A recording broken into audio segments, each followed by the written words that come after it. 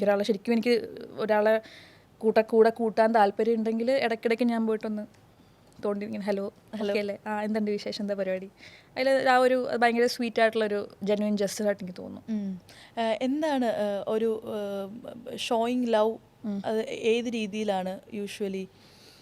Person to person മാറും. ഓരോ ആളുകളുമായിട്ടും ഉള്ള നമ്മുടെ ബന്ധം വേറെയാണല്ലോ. ചില ആളുകൾ നമ്മൾ ഈ പറഞ്ഞ പോലെ ഭയങ്കര കളിയാക്കിക്കൊണ്ടായിരിക്കും ചിലപ്പോൾ നമ്മൾ സ്നേഹം കാണിക്കുന്നത്. അയാളോടുള്ള ബന്ധം അങ്ങനെയായിരിക്കും.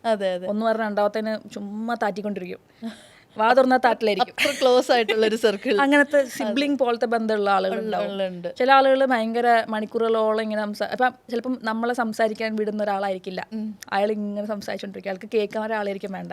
പക്ഷെ അയാൾ കേൾക്കാൻ വേണ്ടിയിട്ട് അയാൾ ചൂസ് ചെയ്ത് നമ്മളെ ആണെന്നുള്ളതായിരിക്കും നമുക്ക് സന്തോഷമുള്ള കാര്യം. അയാൾ ഇങ്ങനെ ആ സമയത്ത് ചിലപ്പോൾ ഞാൻ ഭക്ഷണം ഉണ്ടാക്കും, ഫോണിങ്ങനെ സൈഡിൽ ഇങ്ങനെ ഉണ്ടാക്കുന്നുണ്ടായിരിക്കും, എല്ലാ കാര്യവും നടത്തും.